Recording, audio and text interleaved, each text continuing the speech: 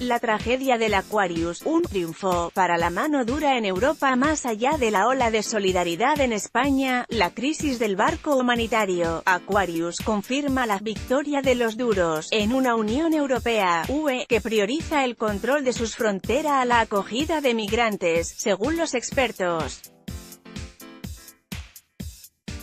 El Aquarius es la ilustración de un cambio lento del paisaje político europeo sobre las cuestiones migratorias, de la victoria de las posiciones más restrictivas, de los duros, dice Yves Pascoe, investigador en la Universidad Francesa de Nantes.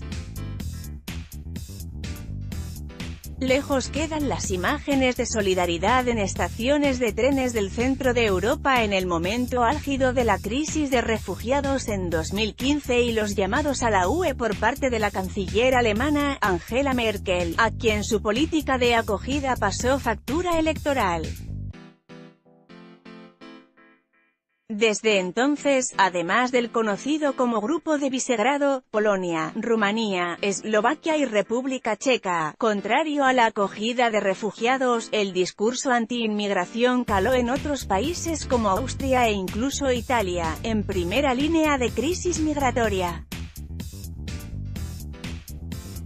El flamante ministro del Interior italiano, el ultraderechista Matteo Salvini, rechazó el desembarco del barco fletado por una ONG con 629 migrantes socorridos a bordo y clamó «victoria» cuando el nuevo gobierno socialista en España se ofreció a acoger el Aquarius.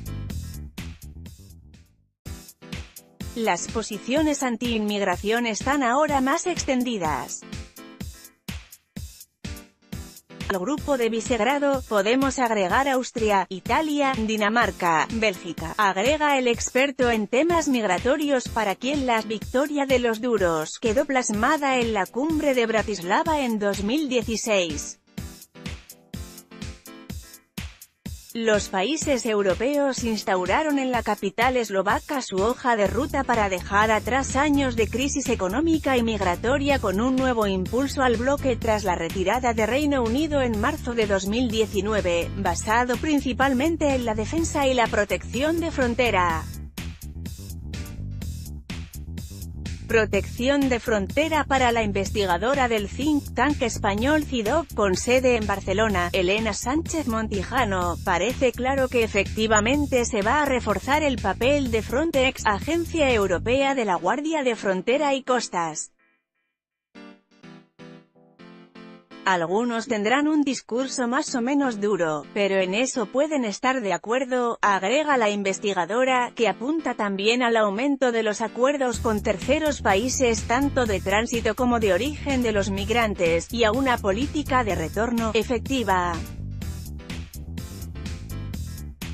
¿Y dónde queda la acogida? Como señalan los expertos, la cuestión de seguridad desplazó a la política de asilo, cuya reforma está «muerta», en palabras del responsable belga de migración Theo Franken el 5 de junio en Luxemburgo tras una reunión con sus pares. Desde 2015, casi 500.000 migrantes llegaron a las costas de Italia y 1 millón más a las de Grecia. Las reglas europeas estipulan que estos países son los encargados de gestionar las solicitudes de asilo, ya que fueron el primer territorio europeo que pisaron. Para enfrentar la crisis migratorias, la UE adoptó excepcionalmente cuotas para repartirse hasta septiembre de 2017 los refugiados desde Italia y Grecia, pero algunos países del este no acogieron ninguno y otros están muy por debajo de sus compromisos. La fallida propuesta de reforma de Bulgaria, que ejerce la presidencia pro tempore de la UE, retomaba la idea de mantener cuotas de reparto de refugiados entre los países del bloque en casos excepcionales, una línea roja para muchos países, entre ellos Austria. Viena, que asume en julio la presidencia, ya advirtió que se centrará en la protección de las fronteras exteriores. Para Stefan Lechnet, de la Fundación Carnegie Europe, impedir el desembarco de barcos es poco probable que se convierta en una política europea por estar en contra de los principios humanitarios. Arma de doble filo. El gobierno italiano, una coalición de fuerzas euroescépticas e incluso de ultraderecha, podría beneficiarse del acento puesto en la seguridad, ya que, como apunta Lechnet, avivar el miedo a la migración es un elemento central del modelo del éxito de los populistas.